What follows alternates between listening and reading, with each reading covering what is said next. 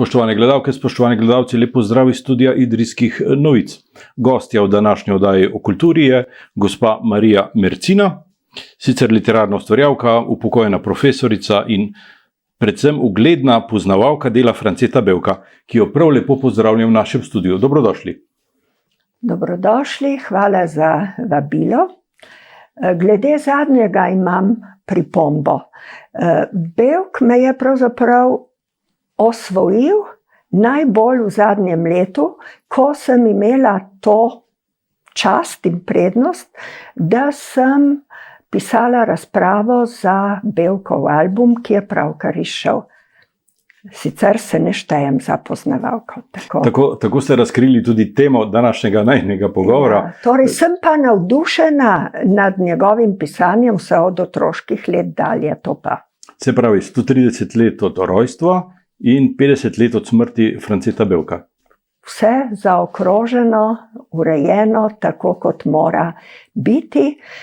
V Novi Gorici je prehitel veličastno slovesnost ob 80. rojstnem dnevu, ki so jo potem spremenili v enako veličasten pogreb.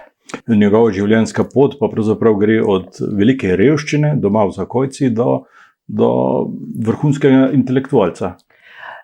Je pa pravzaprav nepojmljivo, od kod tolikšna energija za življenje in za ustvarjanje. To, kar pri njem najbolj občudujem, ne kot poznavalka literarnega dela, ampak čisto tako, s čimer me kot človek najbolj preseneča, je prav ta neverjetna življenjska moč, ki se kaže na vseh področjih, osebnih in ustvarjalnih. Pa tudi ta, bi rekel, zvestoba do okolja, do naroda. On namreč med obema vojnama ni zbežal v Ljubljano, v Jugoslavijo. Ostal je na Primorskem. Temu se bomo gotovo čudili še mnoga desetletja, ker je neverjetno.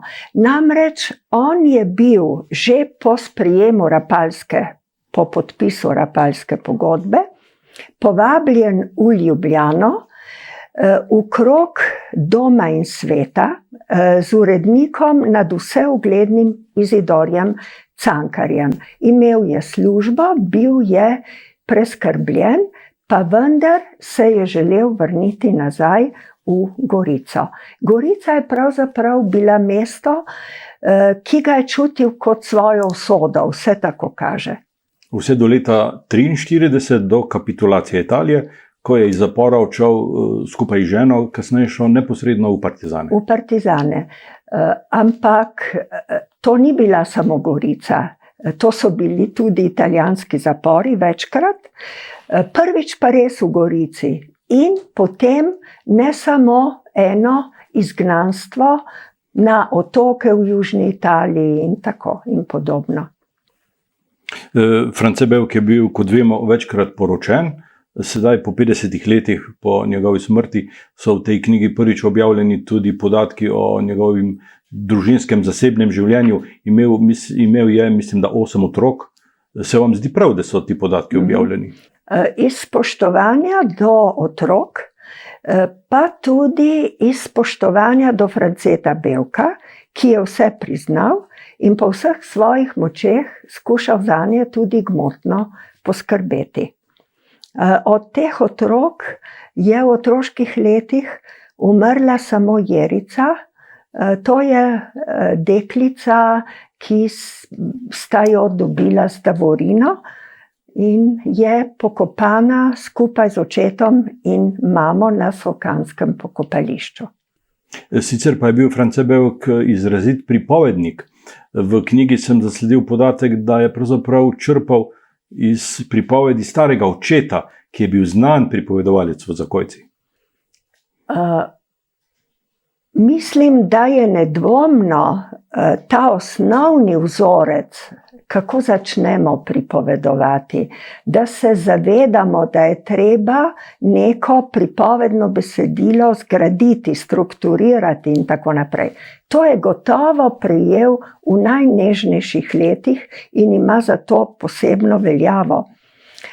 Ampak Bevk je bil tudi zelo dober pesnik, rekli bi poenostavljeno ekspresionistični pesnik, in bil je tudi zanimiv dramatik.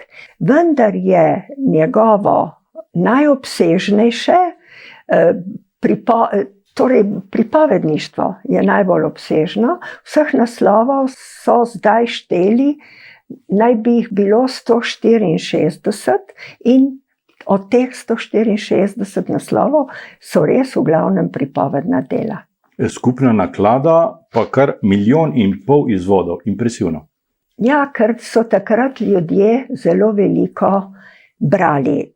Jaz sem zdaj ponovno prebrala vse knjige, ki jih omenjam v svoji študiji, sem seveda pošteno ponovno prebrala. In si zelo dobro predstavljam, zakaj je bil Bevk tako zelo priljubljen. Na nek način je bil potreba, intelektualna potreba tedanjega človeka. Poznate to knjigo? Ja, bi bila sramota, če je ne bi. Ne. Mislim, da sem za časa poučevanja to prebrala skoraj vsako leto in ni nič preveč. Zdaj ponovno. Avtor? To mislim, da je kaplan Martin Čedermac v vseh pogledih najboljše Bevkovo delo. Vendar v tej knjigi ni podpisan Bevk, ne? Ne, ker je, mislim, sploh, da je to delo izšlo, da je premagalo vse te ovire na poti do bralca, je že pravi čudež. Namreč, ko je France Bevk to delo pisal, o tem piše v svojih spominih, Mrak za rešetkami, se je pri njem oglasil karabinier, bili so kot stari znanci, ki so ga kar naprej obiskovali, na srečo pa niso znali slovensko. In ko ga je vprašal, kaj piše, mu je rekel roman o ljubezni. In sama tudi mislim, da je to roman o ljubezni, do vsega, kar je slovensko in kar izvira iz slovenskega jezika. To je bila prva premagana ovira. Potem je bilo treba rokopis spraviti čez mejo v Ljubljano, ker so Bevka ves čas stražili, je bil stalno na očeh. Je prišel srečno v tiskarno, tam se pa zdi, da je morda bil kakšen ovaduh ali pa naključje, da so premetali tiskarno ravno potem, ko je bil tisk dokončan in že potem iz tiskarne so ga že odnesli, ampak nenavadno je en dan po izidu se je pod psevdonimom Pavle Sedmak roman že znašel na mizi italijanskega konzula v Ljubljani. Sumili so, da je to Bevkovo delo, vendar mu v tistem času tega niso mogli dokazati in tako je kaplan Martin Čedermac po skrivnih poteh v veliki nakladi prvič prišel med ljudi. France Bevk je živel pravzaprav v nekem neverjetnem času, ko so se sistemi menjavali, 2 veliki vojni je dal skozi, kot se reče. V prvi je bil kot vojak, ob koncu in tudi v drugi. On je bil po letu 1943 v partizanih in je nekje zapisal, da nikoli ni bil tako zdrav v celem življenju kot takrat v partizanih. 17. leta so ga pa vpoklicali med prvo svetovno vojno. Vedno pa zvest Primorski. Tudi na Primorsko se je v zrelih letih zelo rad vračal in obiskoval šolarje. Ta navezanost na Primorsko je pravzaprav velika skrivnost. Ker očitno ni mogel drugje tako dobro ustvarjati. Se je živel tudi v Trstu krajši čas. ne, ampak na Goriško je bil tako zelo navezan. Ne. Zasledil sem podatek, da je bilo prvo njegovo objavljeno delo zgodba o Slomšku. Kasneje se s tako versko literaturo ni ukvarjal. Ja, ampak je bil del katoliškega kroga. Jaz ne vem, zakaj Bevk je bil tako vsestranski in začetki njegovega ustvarjanja nasploh se povezujejo na katoliški krog in kot tak je bil potem povabljen tudi k Domu in svetu. Ampak tam je bil ta genialen urednik Izidor Cankar, bratranec Ivana Cankarja, zanimiv tudi potem, da je leta 1934 aktiviral Evropski PEN, Združenje pisateljev, da so po 40 dneh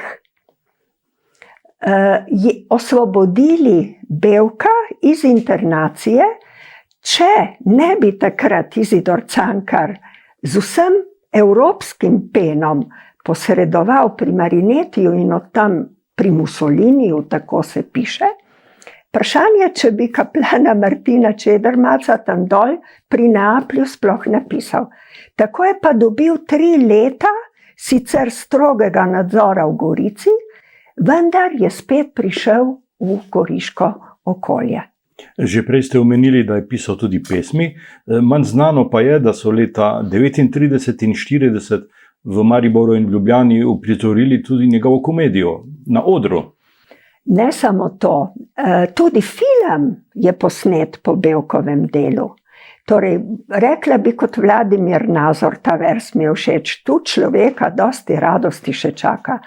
Zelo malo je znana dramatika, ampak to je v albumu odlično razčlenil dr. Kozak.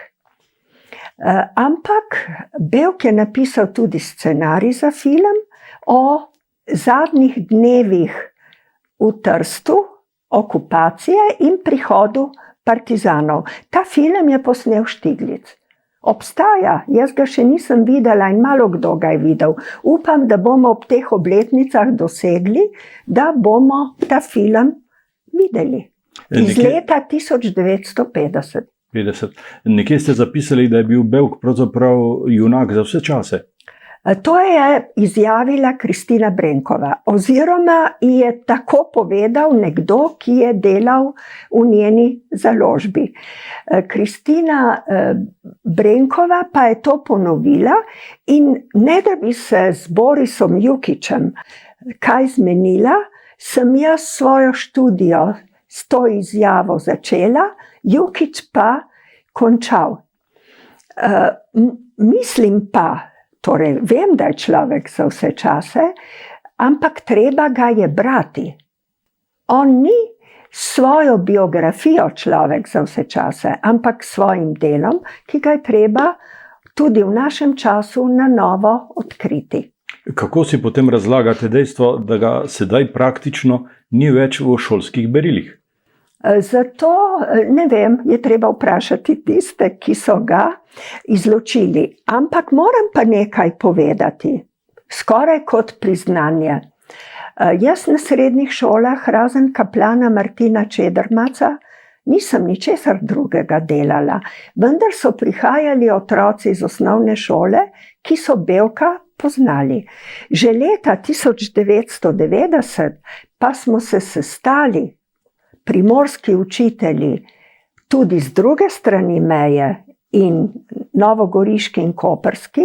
Glavna tema je bil France Bevk, glavni gost je bil Boris Pahor, vendar je bila glavna tema učiteljskih študij in poročil, zakaj otroci ne radi berejo Bevka.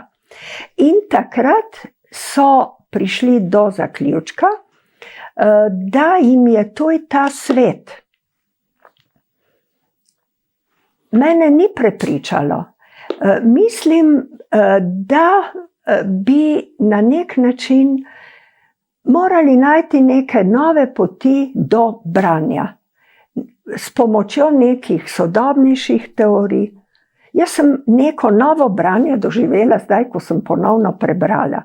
In kar me je najbolj presenetilo, jaz sem prenasičena s književnostjo. Saj poznamo to, da postaneš izbirčen in tako naprej.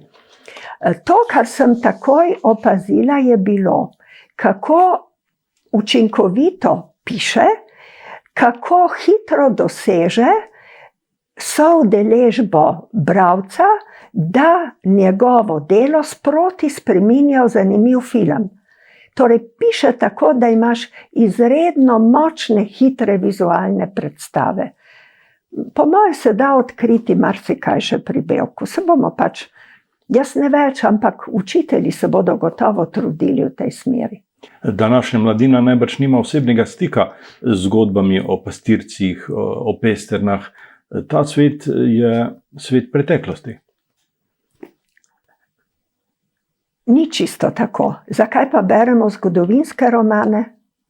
Jaz se spominjam Krvavih jezdecev, ki so mi pri 12 letih pomenili kot odkritje sveta ponovno.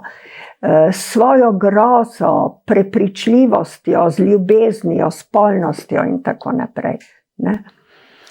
Tako da pri Bevku je veliko več kot ta kmečki svet. Pač ne bomo brali kmečkih povesti, ampak je še veliko drugega. Tudi človek, kako je opisan pri Bevku, to je tisto, kar je najpomembnejše.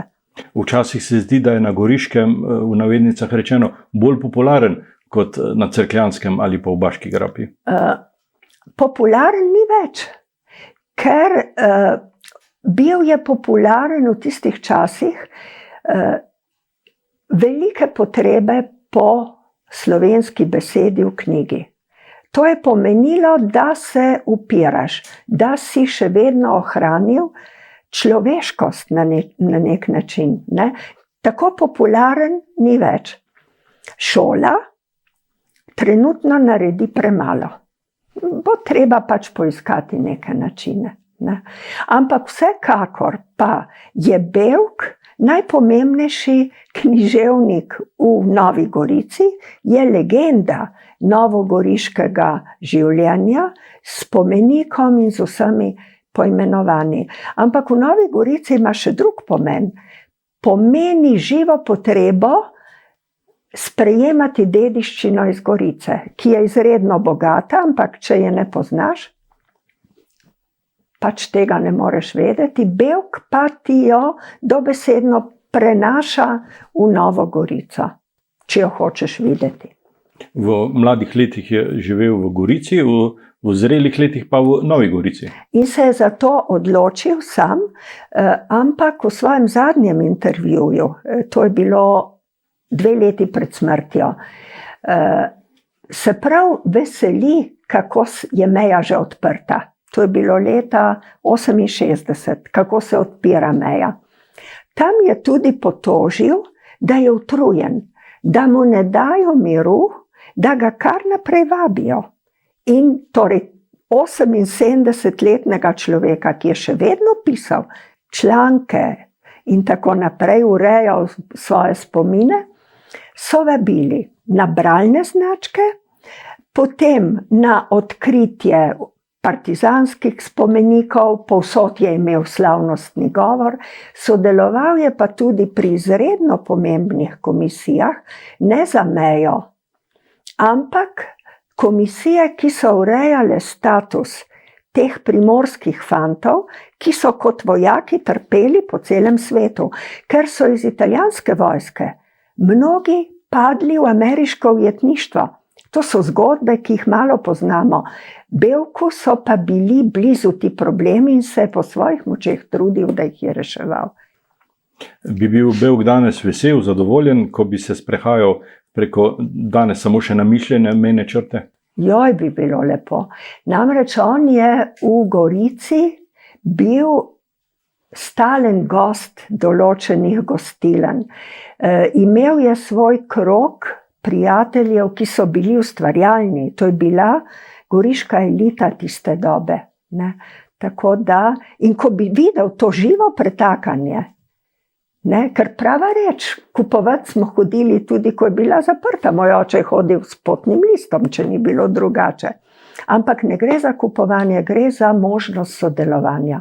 To je pa tudi bilo, ne pozabiva, da so 74. leta začeli izdajati slovenski primorski biografski leksikon, v katerem so enakovredno zastopani pomembni ljudje z Italije in Jugoslavije in ti, ki pišejo, znanstveniki so tudi iz obeh držav.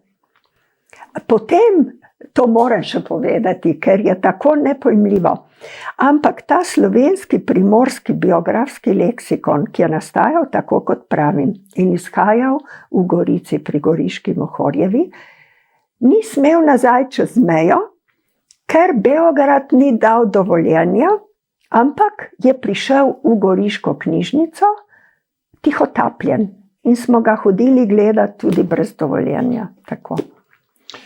France Bevk je bil po drugi svetovni vojni član, bi rekel, elite, vodstva te države, partizanske vojske, pa vendar je ostal skromen. Zapisano je, da je zavrnil najem, prevzem vile v Ljubljani in da je šel v stanovanje, v blok.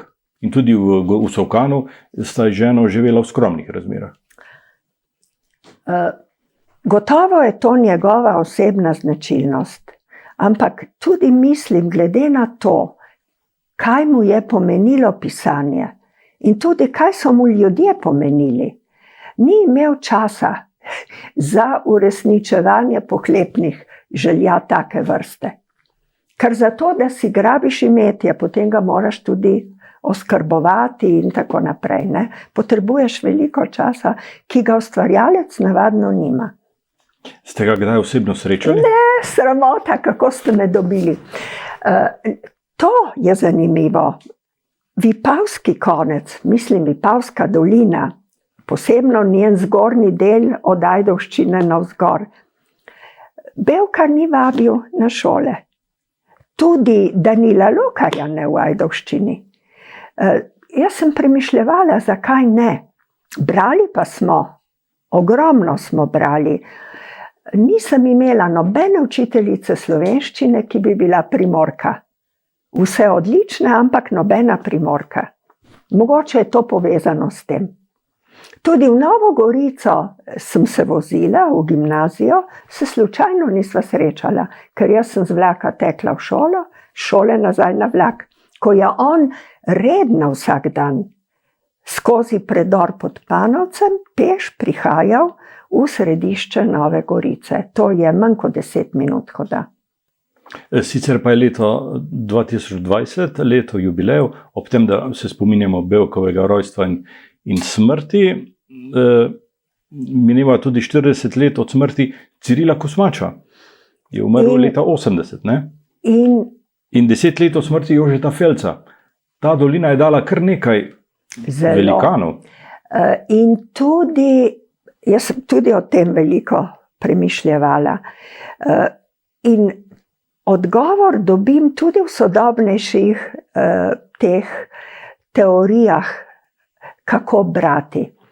Recimo, če je umetnost visoka prilagoditev človeka v boju za preživetje, ena najvišjih, ker omogoča abstraktno mišljenje in tako naprej, ti ljudje so se morali neskončno bojevati, da so preživeli. In v tem so imeli vsak dan večjo potrebo tudi po umetnosti in so pač razvijali tisto, ki so jo lahko, ker ni samo zgodbarstvo v tem koncu, je tudi podobarstvo. Grohar se je rodil iz vse te tradicije, cerkljanske, selške in tako naprej. Ne? Kaj bi svetovali našim gledalcem ob koncu? Takoj prebrati eno Bevkovo delo in če jim ne bo všeč, takoj odložiti. Namreč glavno pravilo svobodnega bralca je, da lahko knjigo odložiš in poiščeš spet novo. Gospa Marija Mercina, najlepša hvala, da ste prišli v studio in hvala za ta pogovor. Hvala za vabilo, vidite, da se rada razgovorim. Ja, hvala lepa. Vam, spoštovane gledalke in gledalci, pa hvala za pozornost.